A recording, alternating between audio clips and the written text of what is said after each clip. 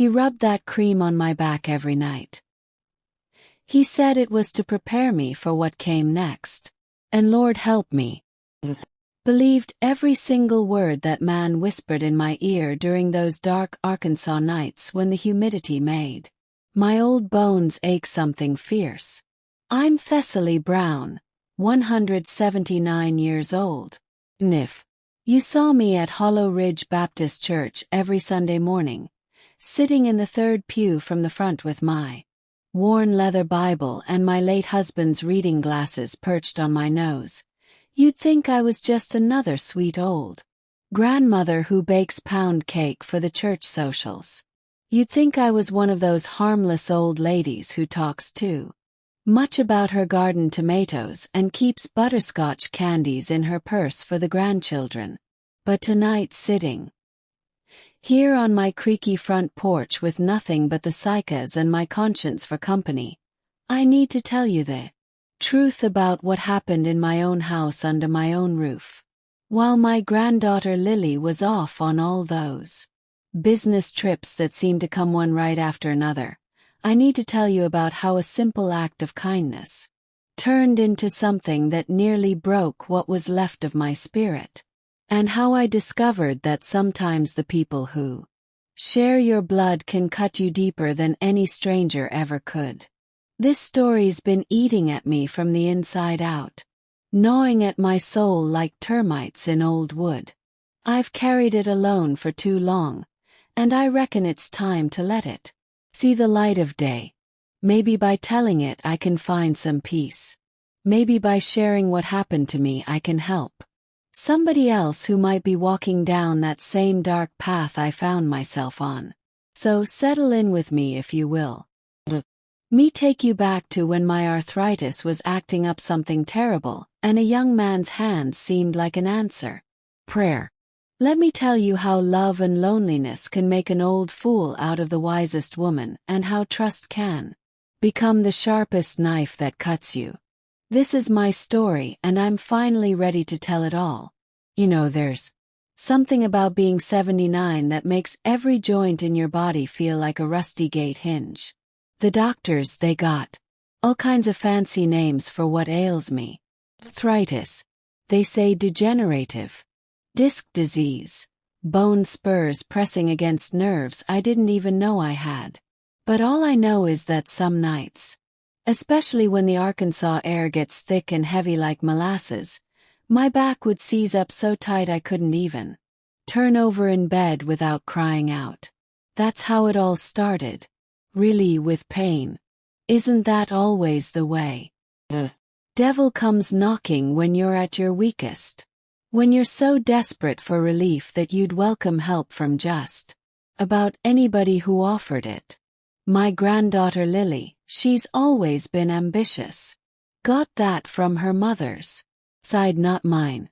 While I was content to tend my little vegetable garden and make preserves from the pear tree out back, Lily had her sights set on bigger things. She married Evan when she was 25, a good-looking boy with gentle hands and a smile that could charm the bark off a tree. They moved in with me after I took that fall in the bathroom 2 winters back.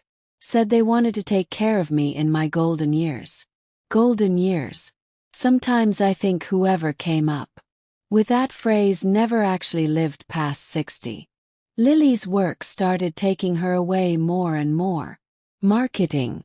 Consulting, she called it. Big companies in Little Rock and Memphis needed her expertise. She said sometimes she'd be gone for a week at a time, leaving me and Evan to rattle around in this old house like 2 beans in a jar. He was always respectful, always kind, would help me with the groceries, fix things that needed fixing, never complained about having to look after an old woman while his wife was off conquering the business world. But it was on one of those muggy September nights when the pain in my lower back was so fierce I couldn't find a comfortable position, no matter how I arranged my pillows, that everything changed. I was in my bedroom trying not to whimper like a hurt animal when I heard his soft knock on my door. Miss Thessaly, he said, his voice gentle. A summer rain. I heard you moving around in there, you having a rough night with your back. That medicinal cream the doctor had given me was sitting on my nightstand, but I couldn't reach around to apply it proper to wear. It hurt the worst. My old arms just don't bend that way anymore. When Evan offered to help to rub that cooling menthol salve into my aching muscles, it seemed like God himself had sent me an angel of mercy.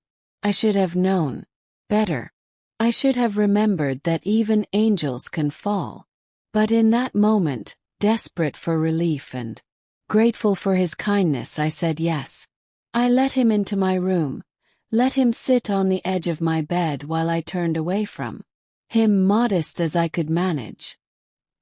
His hands were warm and sure as they worked that cream into my shoulders, my lower back, finding every knot of pain and easing it away like he was born to do it.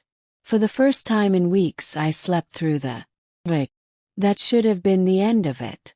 One act of kindness between family. But Lord help me. It became the beginning of something I never saw coming.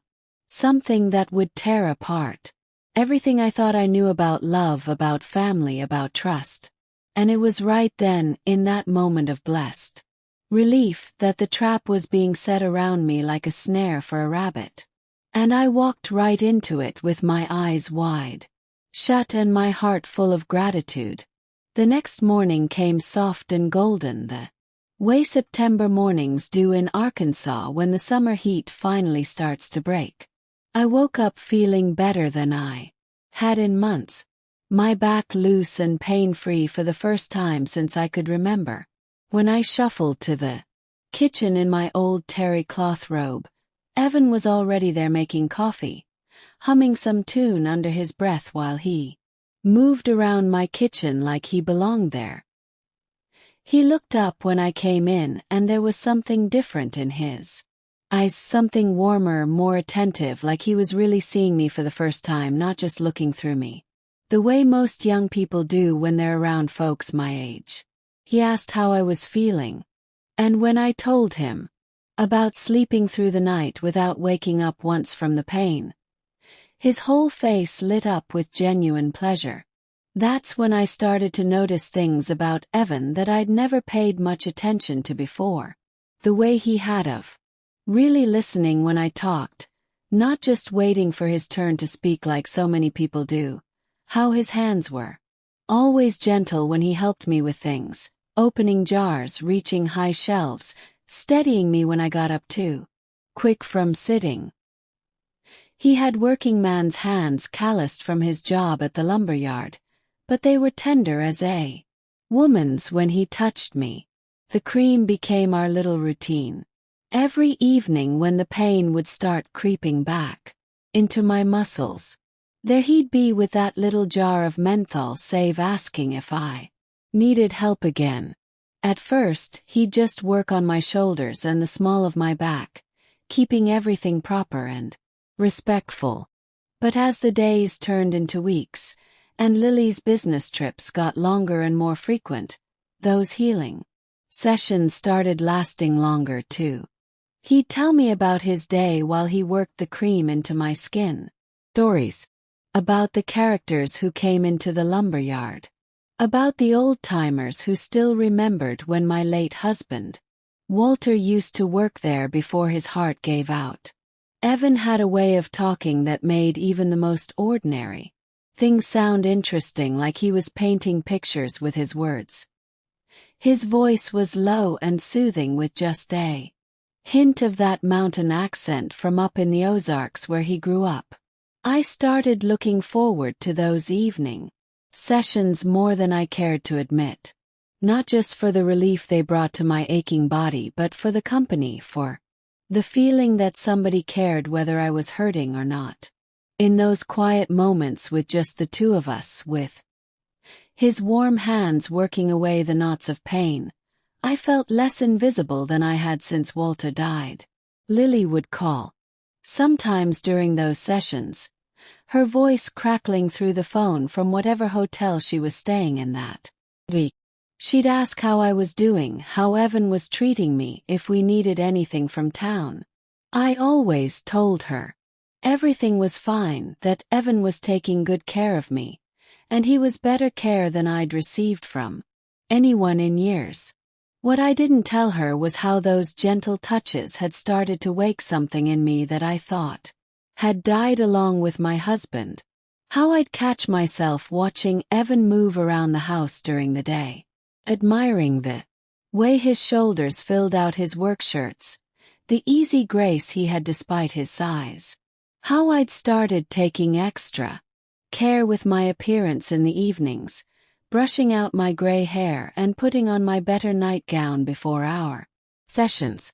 I told myself it was innocent, just an old woman grateful for kindness, nothing more. But deep down, in a place I didn't want to look too closely, I knew something was changing between us. Something that went beyond family obligation or simple Christian charity. It was during one of those sessions, maybe 3 weeks after it all started, that Evan's hands lingered just a little longer than necessary on my skin. His touch grew softer, more like a caress than a medical treatment. Neither of us said anything about it, but the air in that room got thick with possibility, heavy with things we couldn't say out loud. That night after he left my room, and I heard his footsteps patting down the hall to the guest room where he and Lily slept when she was home, I lay awake staring at the ceiling and wondering what was happening to me. At my age, I shouldn't have been feeling those kinds of stirrings. But there I was, a grandmother of 79, lying in the dark with my heart racing like a schoolgirl's. I had no idea that everything I thought I understood about those tender moments, about Evan's kindness, about my granddaughter's frequent absences, was about to crumble like old newspaper in a fire. The truth was lurking in the shadows of my own house, waiting to show me just how blind love can make a foolish old woman. There's a moment in every woman's life, I reckon, when she realizes she stepped across a line she can't uncross. For some, it happens when they're young and foolish. For me, it happened at 79 in my own bedroom on a Thursday night when the autumn rain was drumming against my windows like fingers, tapping out a warning I was too blind to hear. Lily had been gone for 5 days that time, off in Memphis working with some big corporation that needed her expertise in digital marketing or some such thing. I couldn't quite wrap my old mind around. The house felt different when she was away. Quieter but somehow more alive too, like it was holding its breath, waiting for something to happen. Evan had been unusually attentive that whole week. He'd started bringing me little things, wild flowers from the field behind the house, my favorite peppermint tea from the store in town, a romance novel he thought I might like from the library. Sweet gestures that made my heart flutter in ways that should have embarrassed a woman my age, but instead just made me feel grateful to still be capable of feeling anything at all. The pain in my back had been particularly fierce that night, shooting down my legs like lightning every time I tried to move. When Evan appeared at my bedroom door with that familiar little jar of cream, I was near tears from hurting so bad. But this time when he asked if I needed help, there was something different in his voice, something deeper, more intimate. He sat on the edge of my bed like always, but when I turned away from him and pulled my nightgown down off my shoulders, his intake of breath was audible in the quiet room. His hands trembled just slightly as he warmed the cream between his palms, and when he finally touched my skin, it felt like electricity running through my old bones. That's when he started talking to me different. Not about his day at work, or the weather or the neighbors down the road. He started telling me how lonely he'd been, how Lily was always so focused on her career that she barely seemed to notice he was there anymore. How he'd married her, thinking they'd build a life together, but instead felt like he was living with a stranger who shared his last name, but not his bed. Not really. His hands worked lower on my back than they ever had before, following the curve of my spine down to places that hadn't been touched by another person in nearly 15 years, when I should have stopped him, should have told him we were crossing into dangerous territory. I found myself arching into his touch like a cat seeking warmth. He told me I was beautiful. Me at 79 with my gray hair and my wrinkled skin and my body that had borne children and buried a husband and weathered 7 decades of hard living. He said I had the softest skin he'd ever felt. That touching me made him feel calm in a way nothing else did. His voice dropped to barely above a whisper when he said these things like they were secrets meant just for my ears. That night we didn't cross the final line, but we stood right up against it, breathing hard and staring at each other in the dim light of my bedside lamp, both of us knowing that something fundamental had shifted between us. When he finally left my room, I could still feel the ghost of his hands on my skin. Could still hear the way his breathing had changed when he touched me. I couldn't sleep that night.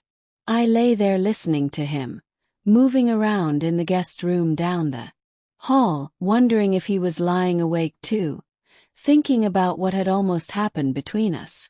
Part of me felt sick with guilt and shame, but another part, a part one didn't want to acknowledge, felt more alive than I had in years.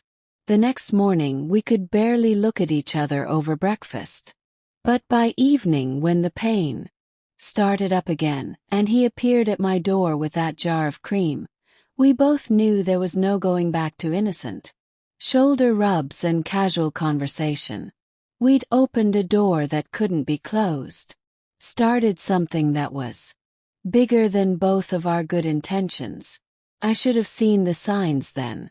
Should have noticed how Lily's business trips always seemed to come at just the right times.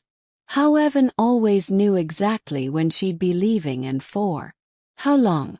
Should have wondered why a man who claimed to be lonely in his marriage was so willing to stay home and tend to an old woman instead of going out with friends or finding other ways to occupy his time. But I was too caught up in feeling wanted, in having someone see me as more than just a burden to be managed or a problem to be solved. For the first time since Walter died, I felt like a woman instead of just somebody's grandmother, somebody's responsibility. That was my first mistake. The second was believing that what was growing between us was real, was born out of genuine feeling instead of something much more calculated and cruel. The trap was tightening around me, and I was so hungry for affection that I mistook the snare for an embrace. The night it finally happened, Lily had been gone for days. 8 long days of Evan and me dancing around each other like two people afraid to name what was growing between us. The air in the house felt charged like before a thunderstorm, heavy with possibility and danger. It was a Saturday night, and the pain in my back was so severe I could barely stand upright. I'd been in bed since supper, curled up like an old dog, trying to find a comfortable position that didn't exist. When Evan knocked on my door that night, I was past caring about propriety or what was right or wrong. I just needed the relief his hands could bring.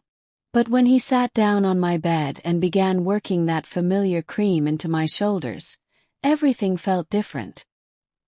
His touch lingered longer, his fingers tracing patterns on my skin that had nothing to do with easing pain and everything to do with something else entirely.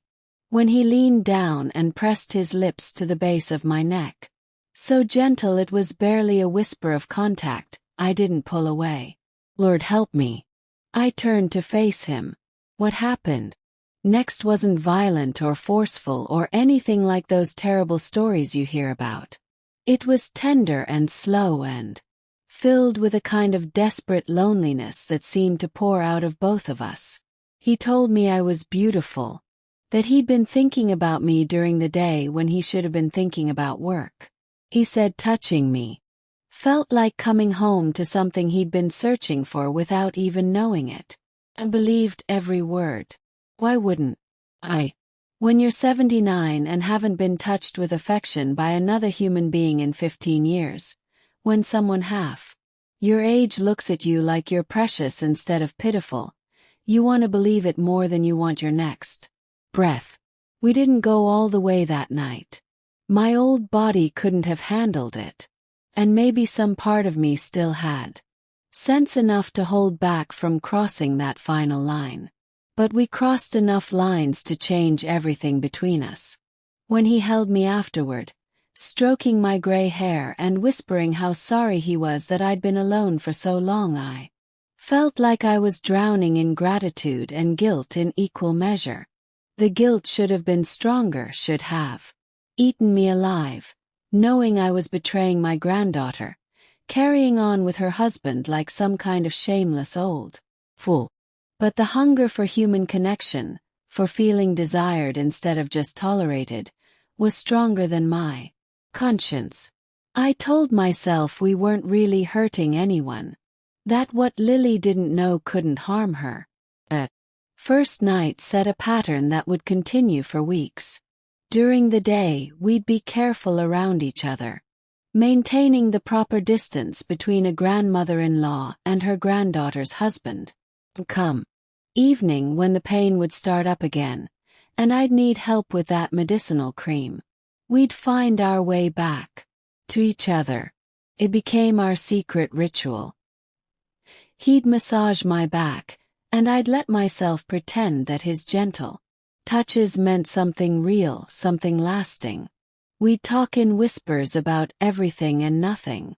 His childhood in the mountains, my memories of Walter, dreams we'd both given up on long ago. Sometimes we'd just lie there in the quiet darkness, and I'd feel less alone than I had in years. The changes in me were impossible to hide. I started taking more care with my appearance, brushing my hair until it shined and wearing my prettier nightgowns.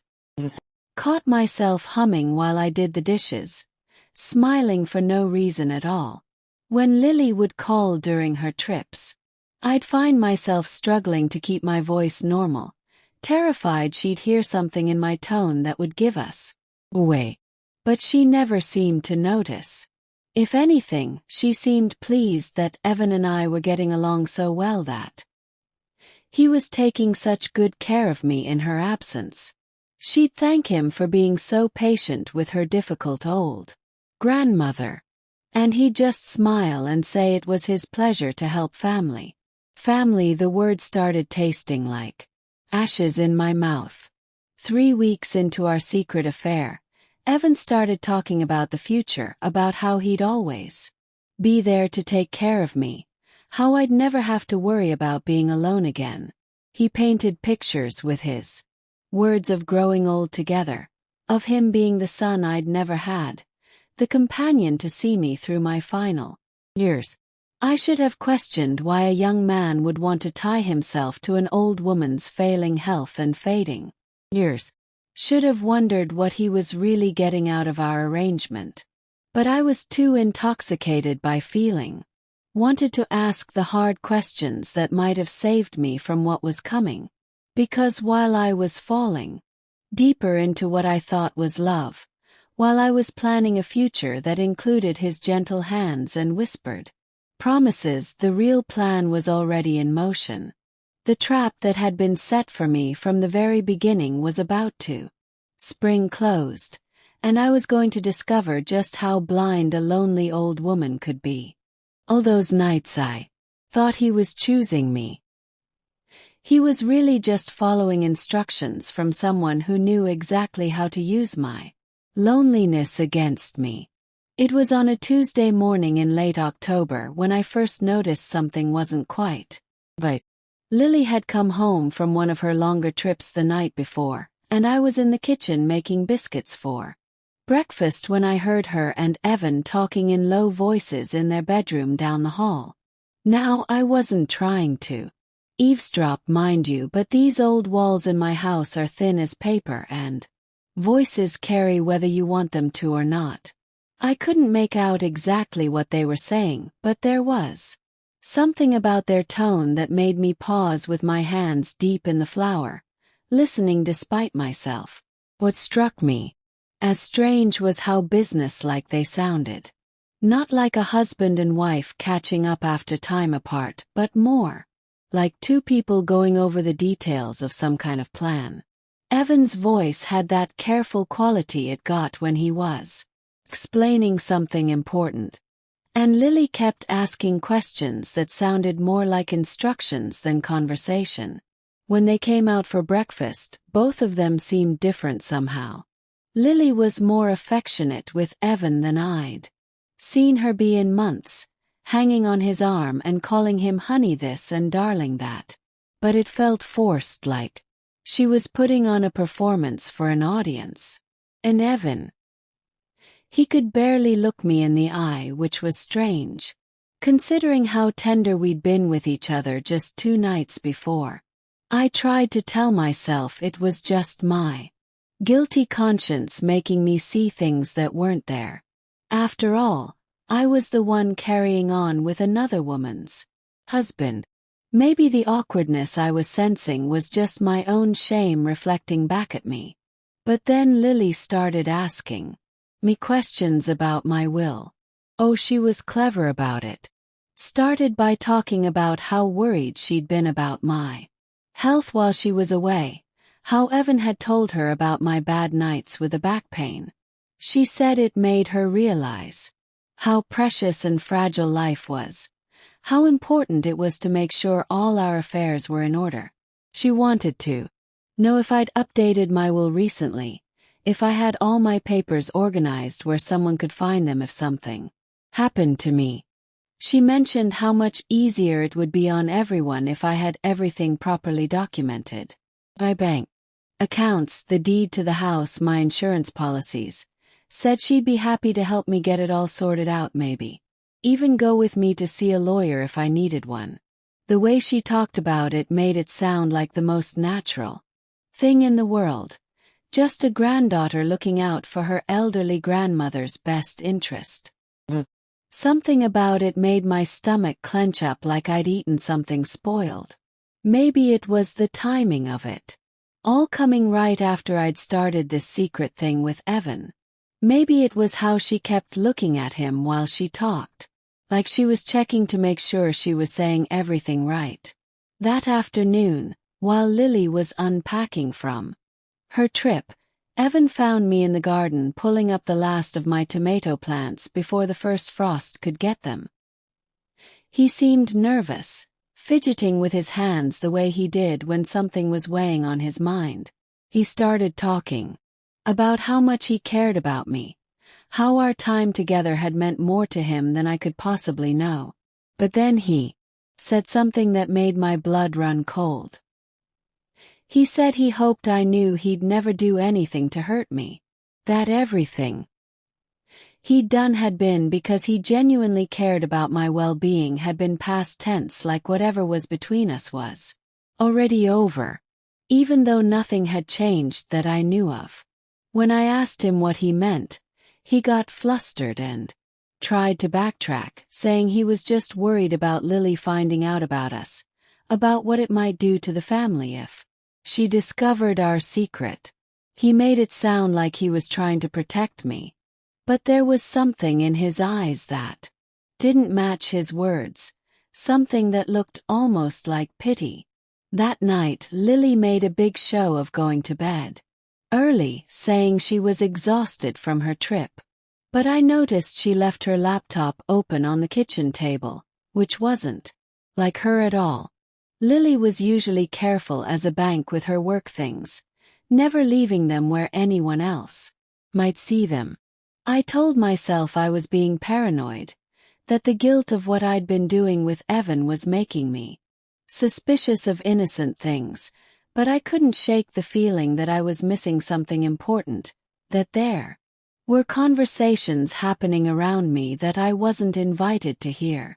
The next morning, Evan barely spoke to me at breakfast when I mentioned that my back was aching, something fierce, and asked if he could help me with the cream that evening. He mumbled something about being busy, and maybe I should try one of those heating pads instead. It was the first time in weeks he'd turned down the chance to help me, and the rejection stung worse than I wanted to admit. I found myself replaying our conversation in the garden, trying to figure out what had changed between us. So suddenly, that evening when the pain got so bad I could barely walk straight, I swallowed my pride and knocked on the guest room door to ask for his help. But when he opened it, he looked at me like I was a stranger, asking for directions. He said Lily thought it might be better if I started managing my pain on my own. Depending on other people too much wasn't healthy for someone my age. He said it so gently, so kindly that it took a moment for the cruelty of it to sink in. I went back to my room and tried to reach the worst spots on my back with that cream, twisting my old arms into positions that made me cry out in pain. But it wasn't just my body that was hurting. Something had shifted in this house. Something I couldn't quite name but could feel in my bones, like a change in the weather. Lying there in the dark that night, unable to sleep from the pain and the confusion, I started to wonder if I'd imagined the whole thing between Evan and me. If an old woman's loneliness had created a romance that never really existed, but I could still feel the ghost of his hands on my skin, could still hear his whispered words about how beautiful I was, how much I meant to him. Those things had been real. I was sure of it. What I didn't know was that they'd been real for all the wrong reasons, and I was about to discover just how much of a fool I'd been to believe in them. The next few days passed like walking through thick fog where you can see shapes moving around you but can't make out what they really are. Lily extended her time at home, saying she wanted to spend more quality time with family. But instead of feeling like a blessing, her presence started to feel like a weight, pressing down on the whole house. She'd taken to hovering around me more than usual, asking about my daily routine, my medications, my doctor's appointments. She wanted to know if I'd been keeping up with my bills, if I needed help managing my finances. When I told her I'd been handling my own money just fine for nearly 80 years. "Thank you very much." She gave me that patient smile people use on children and old folks who don't know better. The worst part was how she'd look at Evan when she thought I wasn't watching. Not with love or affection, but with something that looked almost like approval, like a teacher giving a student a good grade for completing an assignment. And he'd nod back at her in a way that made my skin crawl. Though I couldn't have said why at the time, my back pain got worse without Evan's help. But every time I hinted about needing assistance with the cream, one of them would find a reason why it wasn't possible. Lily would suggest I call the doctor about stronger pain medication. Evan would mention those heating pads again, or maybe one of those massage chairs they advertised on television. It was like they'd both forgotten that just a week ago he'd been in my room every night, his gentle hands working away my pain while he whispered sweet things in my ear, like our secret intimacy had never happened at all. I started having trouble sleeping, not just from the physical pain, but from annoying worry that something was terribly wrong. I'd lie awake listening to the sounds of the house settling around me, and sometimes I'd hear them talking in their room well past midnight. Low, urgent conversations that would stop abruptly if I got up to use the bathroom and they heard my footsteps in the hall. One afternoon, while Lily was out grocery shopping and Evan was at work, I decided to do something I'd Never done before in all my years, I went into their bedroom to look around.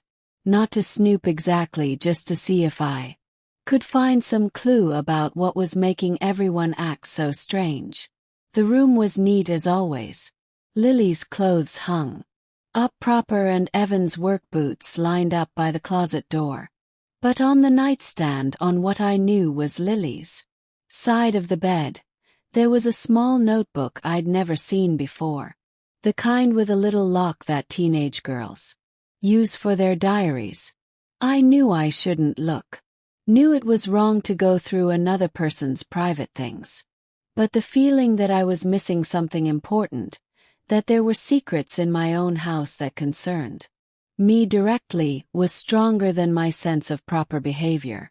The lock wasn't actually locked, just snapped shut. Loose.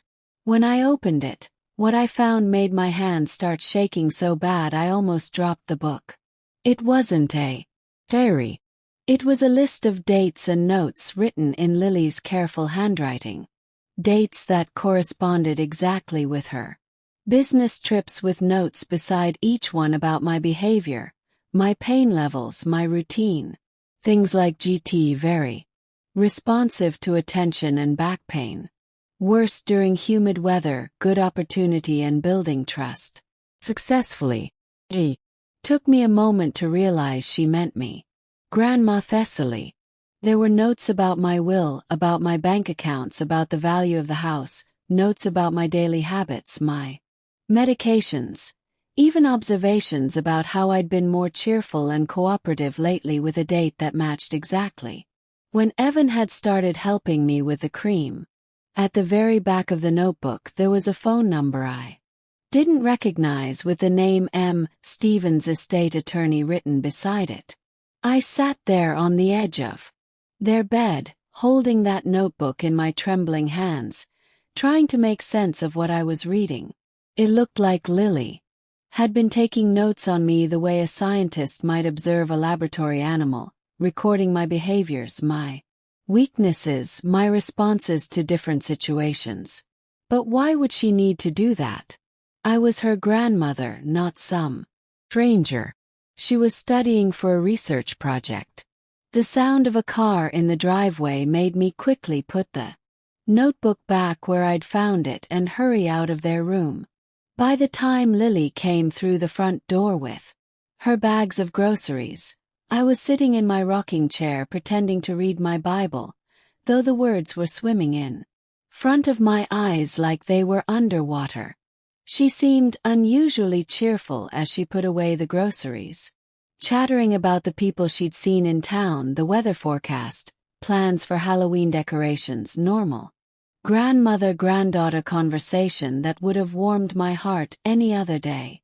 But now, knowing about that notebook, her cheerfulness felt false as fool's gold. Every smile seemed calculated. Every casual question about my day felt like an interrogation I didn't know I was taking. That evening when Evan came home from work, I watched the way he and Lily looked at each other across the dinner table. The way they seemed to communicate without words. Like they were following a script I hadn't been given a copy of. When I excused myself early, claiming I was tired, I caught them exchanging another one of those meaningful glances. Like my going to bed was exactly what they'd been hoping for. I lay in my room that night, staring at the ceiling and trying to piece together what I'd learned. The notebook suggested they'd been watching me, studying me, planning something that involved my will and my estate, but planning what exactly? And what did Evan's sudden kindness toward me have to do with it?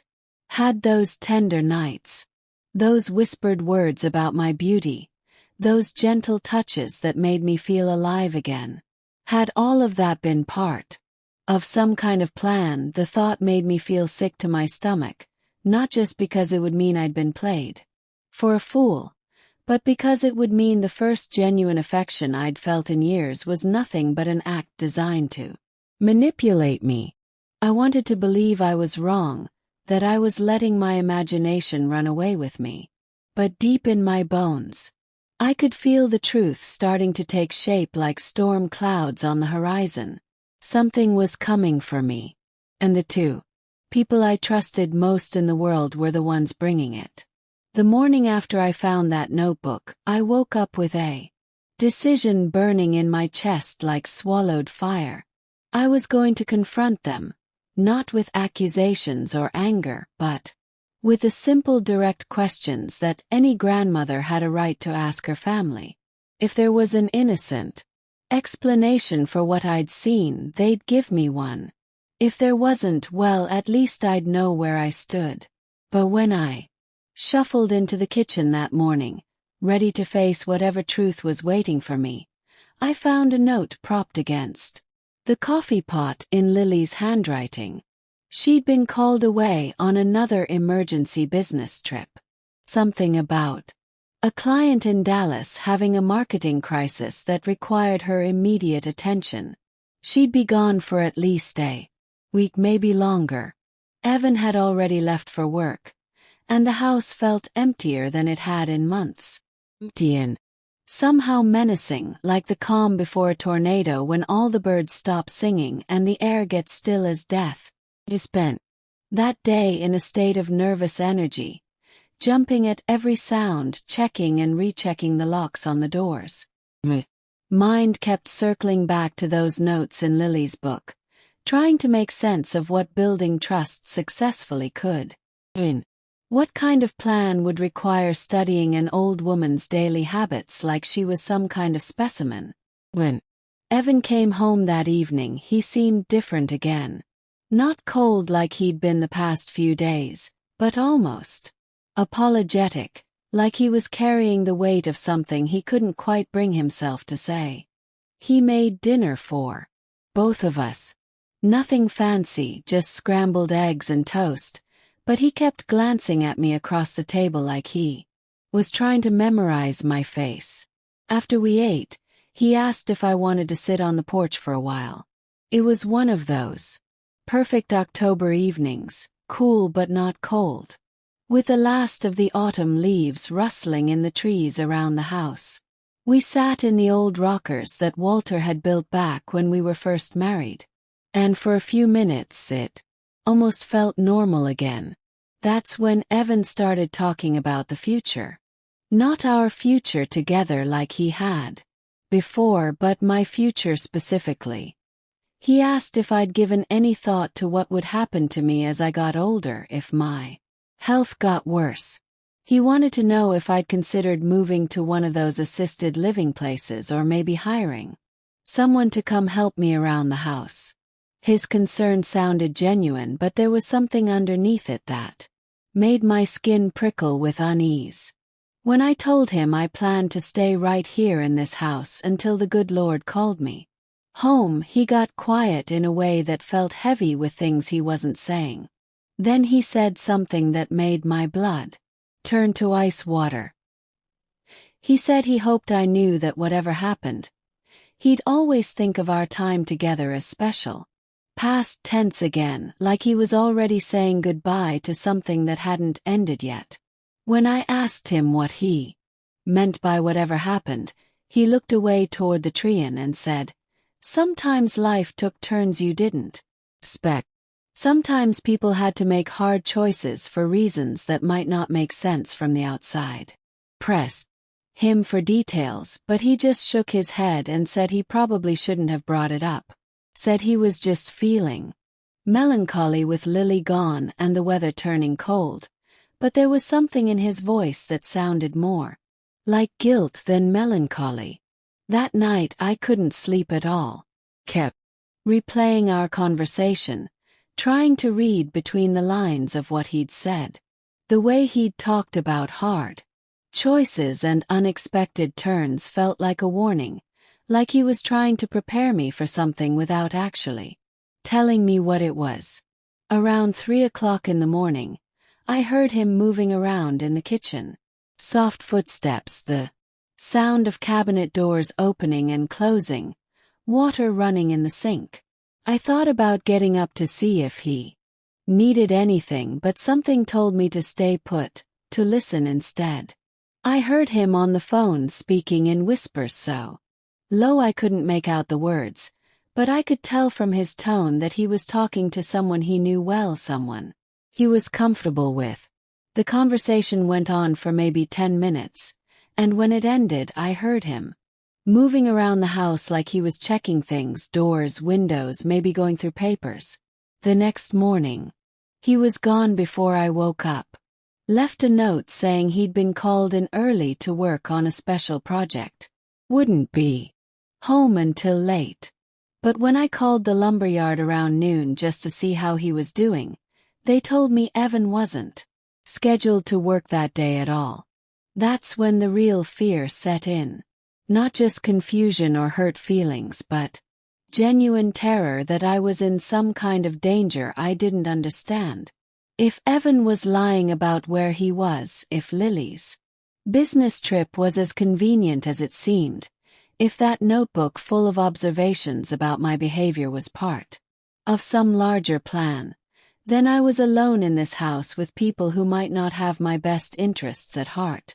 I spent that afternoon going through my important papers, making sure I knew where everything was, my will, my bank account information, the deed to the house.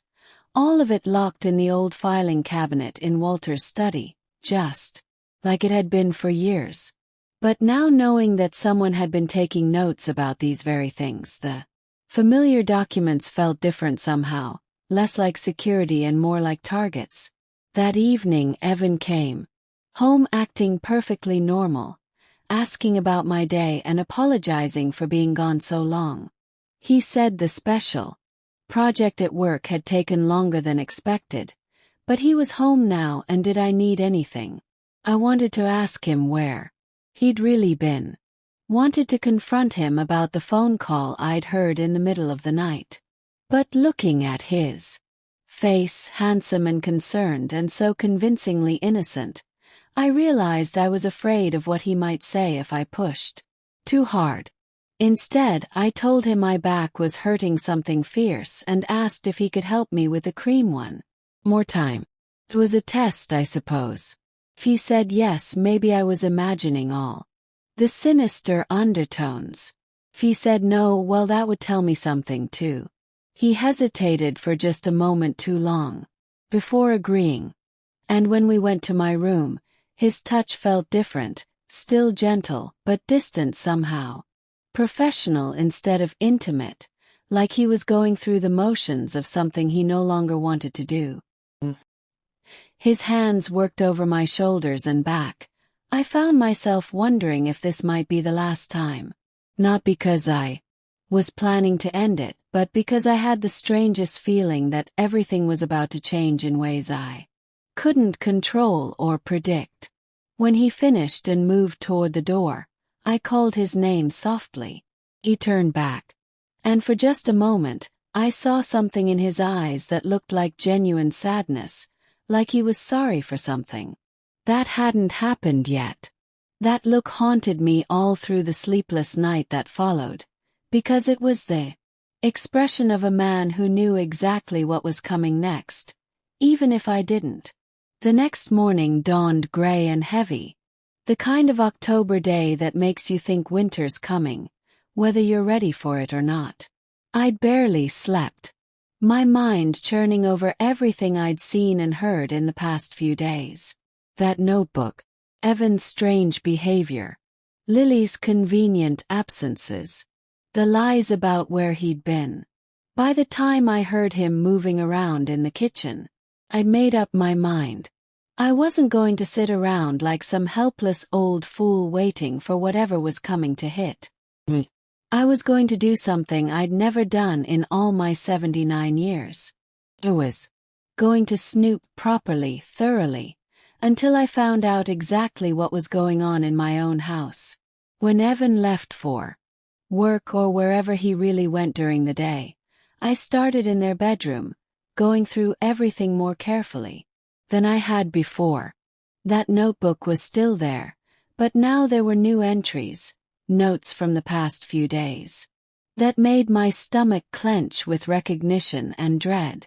GT asking more questions, becoming suspicious, One entry. Read. Another said, Ease reports resistance increasing, may need to accelerate timeline. And at the bottom of the most recent page, attorney meeting scheduled for Friday. All documents ready. Ease had to be Evan Stevens. And the attorney meeting was in 2 days. I sat there on their bed, that notebook trembling in my hands, trying to absorb what I was reading. It wasn't just that they'd been planning something behind my back. They'd been planning it for months, maybe longer. Every kindness Evan had shown me, every tender moment we'd shared had been documented like evidence in a case file. But evidence of what exactly? Kept searching, going through Lily's dresser drawers, her closet, anywhere she might have hidden more information. In a shoe box on the top shelf of her closet, buried under old photographs, I found a folder marked inheritance documentation. In her careful handwriting, inside were photocopies of documents I recognized: my will, my bank statements, the deed to the house, but there were also papers I'd never seen before. Legal forms with my name on them. Documents that looked official, but that I was certain I'd never signed. One of them was a power of attorney form giving Lily complete control over my finances and medical decisions. My signature at the bottom looked real enough, but I had no memory of ever signing such a thing.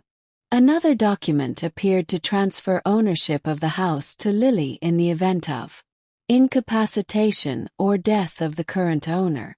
My hands were shaking so bad I could barely hold the papers. These weren't just plans, they were forgeries. Someone had been practicing my signature, creating legal documents that would give them control over everything I owned. The sound of a car in the driveway sent me scrambling to put everything back where I'd found it. But instead of Evan's truck, it was a sedan I didn't recognize. Through the bedroom window, I watched a man in a dark suit get out, carrying a briefcase and looking at the house like he was checking an address. I made it to the front door just as he knocked. He introduced himself as Michael Stevens, an attorney from Little Rock, and said he was there for an appointment with Lily Emerson regarding some estate planning matters. When I told him Lily wasn't home, that she was out of town on business, his face registered surprise, and something that might have been annoyance. He checked his phone, mumbling about confirmed appointments and wasted trips. Then he looked at me more closely and asked if I was Mrs. Brown, the property owner. Something in his tone made me cautious. I admitted I was, but when he started asking questions about my will and whether I'd given any thought to updating my estate plan, alarm bells started going off in my head. This was the same attorney whose name had been in Lily's notebook.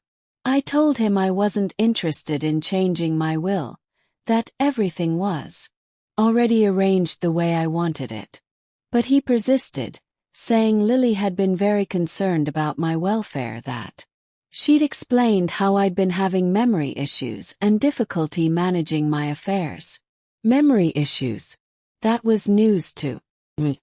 My mind was as sharp as it had ever been, sharper maybe than it had been in years now that I understood what was happening around me.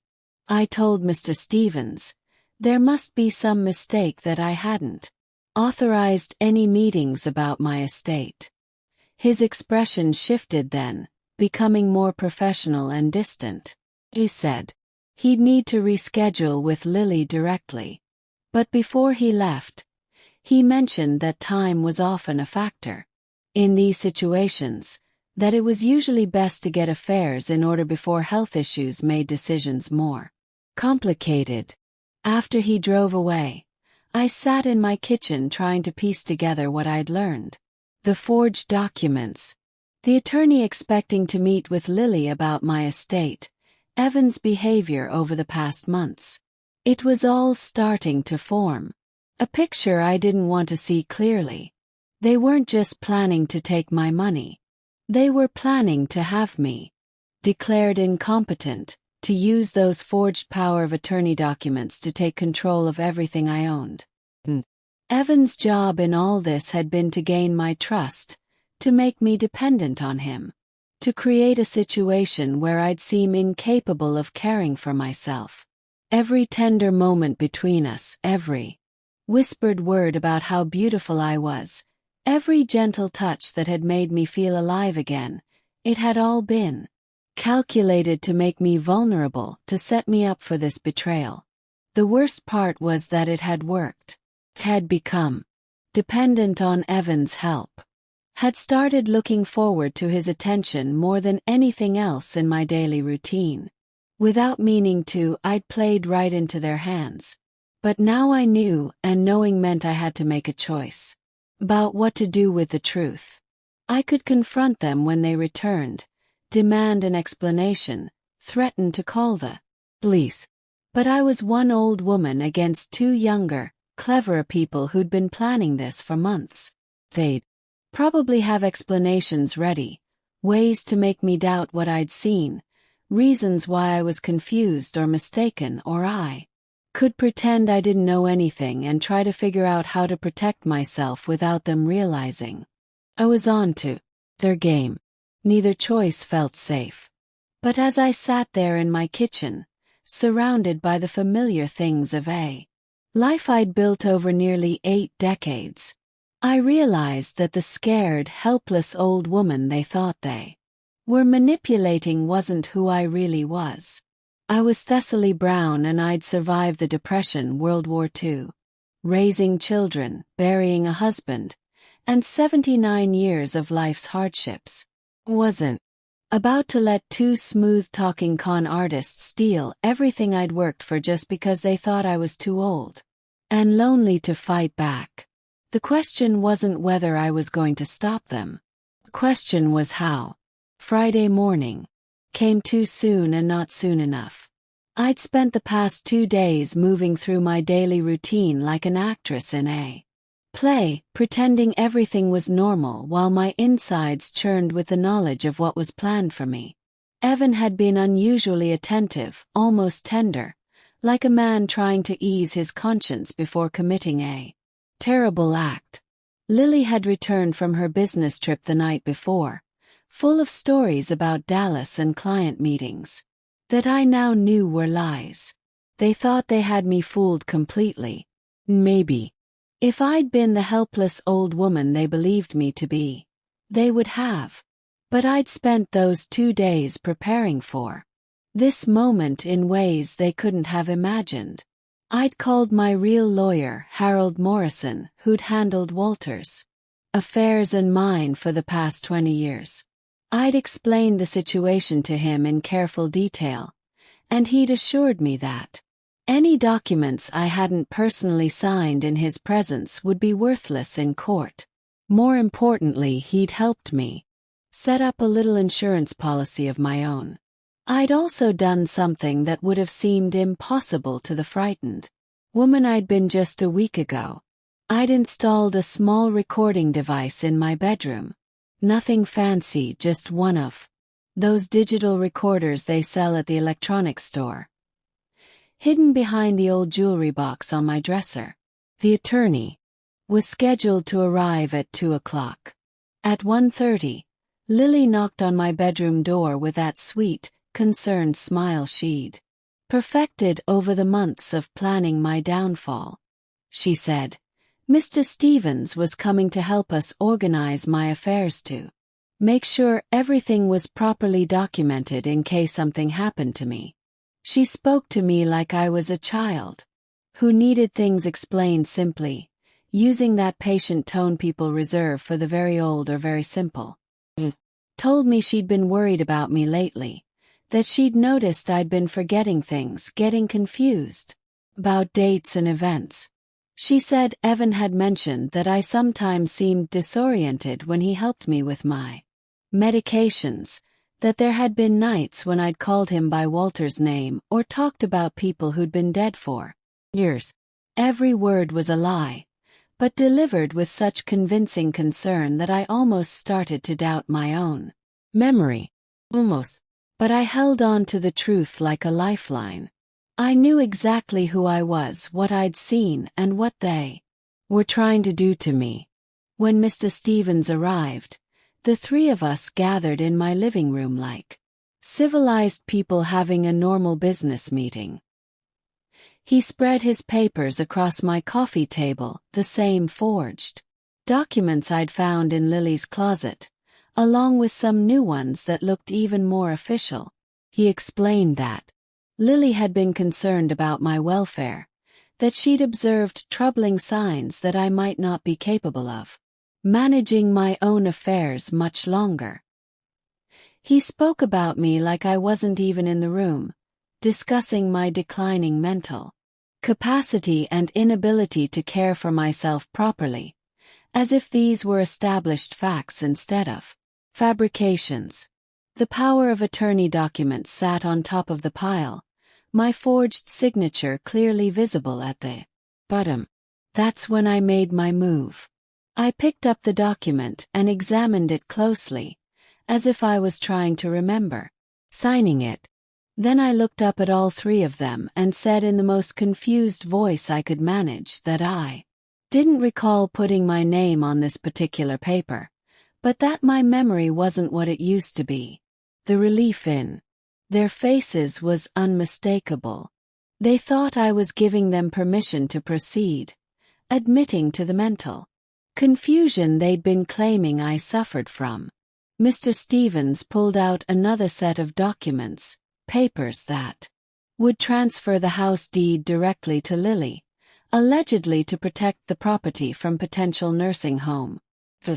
That's when Evan spoke up and his words cut through me like glass. He said he'd seen firsthand how much I'd been struggling lately.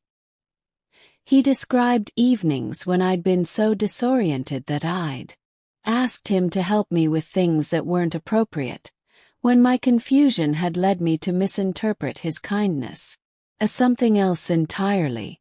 He was rewriting our entire relationship, making me sound like a delusional old woman who'd imagined romantic feelings where none existed, making himself sound like the long-suffering caregiver who'd endured my inappropriate behavior out of family loyalty. But I caught something in his voice, a slight tremor when he talked about those evening sessions with the medicinal cream. Despite all his lies and manipulation, there was still something real underneath it all. Maybe guilt, maybe actual affection that had grown alongside the deception. That tiny crack in his performance gave me the courage to do what I did next. I stood up from my chair, walked to the coffee table where all their carefully prepared documents were spread out, and picked up a pen.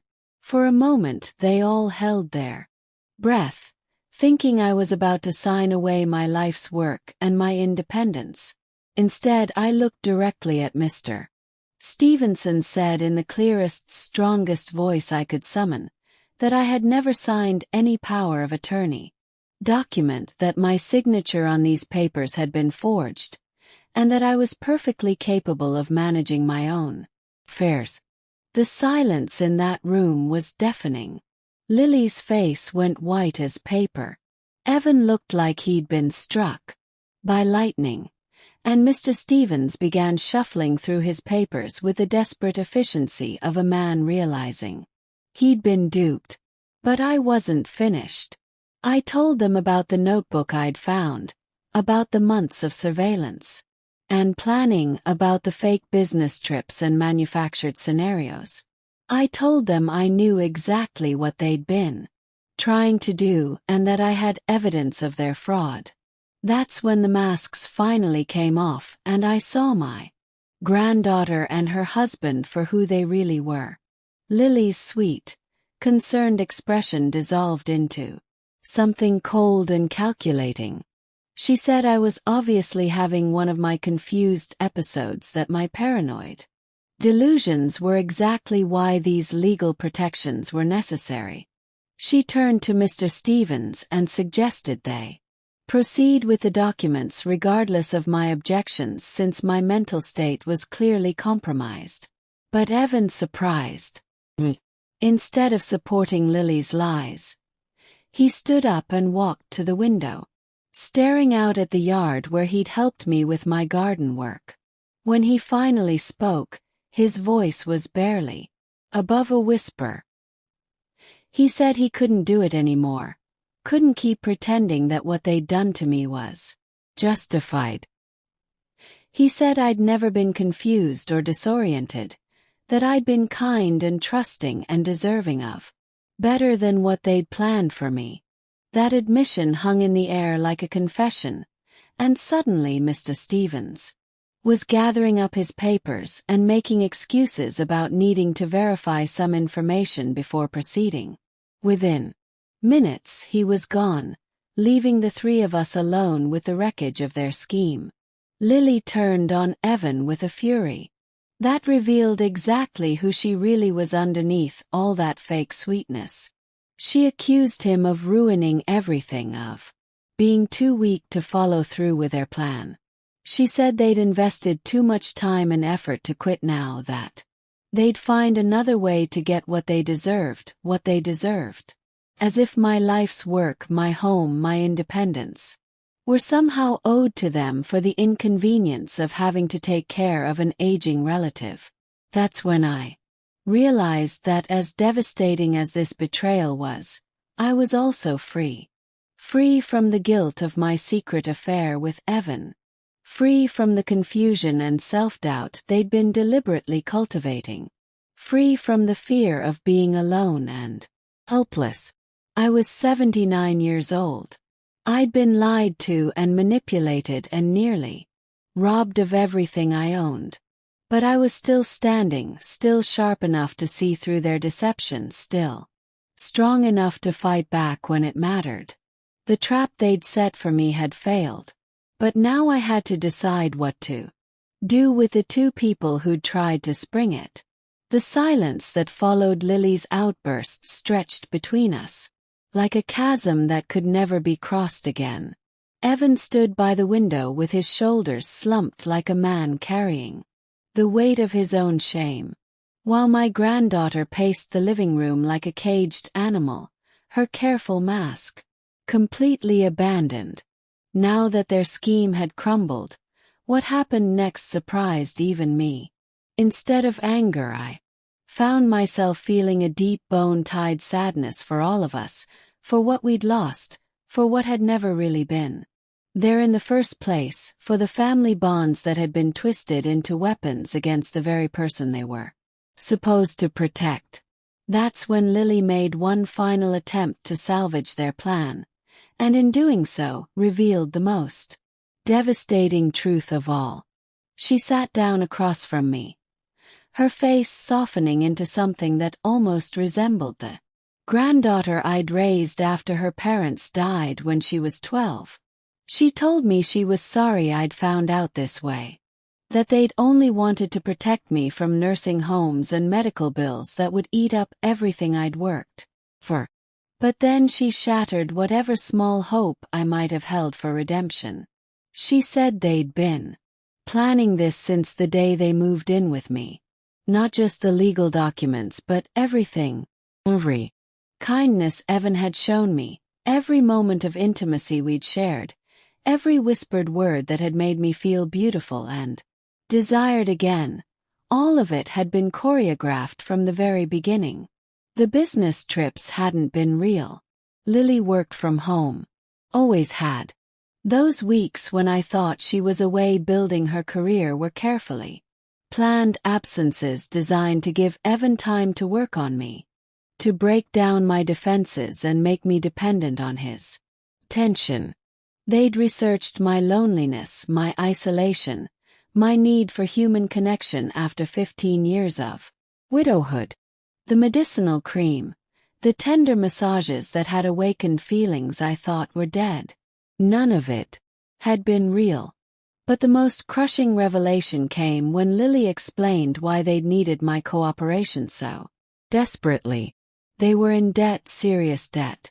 Evan had been gambling online, had gotten in deep with people who didn't accept excuses or payment plans. They needed money fast, needed access to my accounts and the equity in my house, or they were going to lose everything, including their lives. So my lonely heart hadn't just been a vulnerability to exploit. It had been seen as the solution to problems that had nothing to do with me.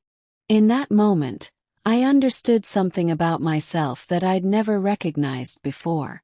I'd spent my whole life taking care of other people, defining my worth through my usefulness to others. Even at 79, I'd been so grateful for Evan's attention that I'd ignored every warning sign. But I was more than just someone's caregiver. Was Thessaly Brown, a woman with her own value that had nothing to do with what I could provide for other people. That realization gave me the strength to do what I did next. I told them both to pack their things and leave my house. Not tomorrow, not next week, but immediately. I said I'd be calling Harold Morrison first thing Monday morning to make sure all my legal documents were properly secured, and that if I ever saw either of them on my property again, I'd call the sheriff. Lily tried one more time to convince me I was making a mistake that I'd never be able to manage on my own. She painted pictures of me falling and lying, helpless for days, of dying alone and undiscovered. But those fear tactics that might have worked on the woman I'd been 6 months ago had no power over the woman I'd become. I'd survived their deception, had been strong enough to see through their lies and protect myself when it mattered most. Evan never said another word. He just went upstairs and started packing. When he came back down with their suitcases, he paused at the front door and looked back at me one last time. For just a moment, I thought I saw genuine regret in his eyes. But then the door closed behind them. And I was alone, truly alone, for the first time in years. And instead of being terrified, I felt something I hadn't experienced in longer than I could remember. Felt free. 3 weeks later, I got a letter from Lily. No return address. Postmarked from somewhere in California. She said they were starting over. That she hoped I'd understand someday that everything they'd done had come from a place of love, twisted though it might have been. I read that letter twice, then put it in the fireplace and watched it burn. Some betrayals are too deep for forgiveness. Some trust too broken to repair. But that doesn't mean the person who was betrayed has to carry the weight of that brokenness forever. Sometimes the greatest act of self-love is simply letting go. I still live in this house. Still tend my garden and make preserves from the pear tree out back. I've made new friends at the senior center in people my own age who understand that growing old doesn't mean becoming invisible or irrelevant. If my story has taught me anything, it's that it's never too late to discover who you really are underneath all the roles you've played. For other people, never too late to choose dignity over desperation, truth over comfortable lies. I'm 79 years old, and I'm still learning, still growing, still becoming the woman I was meant to be before the world told me I was too old to matter. And if you're listening to this story from wherever you are in your own journey, I want you to know that you matter too. Your worth isn't determined by how useful you are to other people, how much they need you, or how willing you are to sacrifice yourself for their comfort. You deserve honesty. You deserve respect. Deserve to be valued for who you are, not what you can provide. I'm still here in Hollow Ridge, still watching the seasons change from this old front porch. Still believing that every day above ground is a gift worth treasuring. If my words have moved you, if they've helped you see something in your own life that needs seeing, then maybe you could share this story with someone who needs to hear it. Because every voice matters. Every story has power. Together we can help each other remember our worth. Now tell me, what city are you listening from? I'd love to know how far these old words of mine have traveled. And if you want to hear more stories from folks like me, folks who've lived long enough to learn a thing or two about survival and dignity, well, you know how to find me. I'll be right here, rocking on this porch, ready to share whatever wisdom these old bones have gathered. As long as there are ears willing to listen and hearts brave enough to hear the truth. The story continues in the next chapter in the next linked video. But first, I need you to subscribe to join the family, as we are looking forward to hit our first 10,000 subscribers target, and feel free to share your story in the comments. You matter, your voice does too.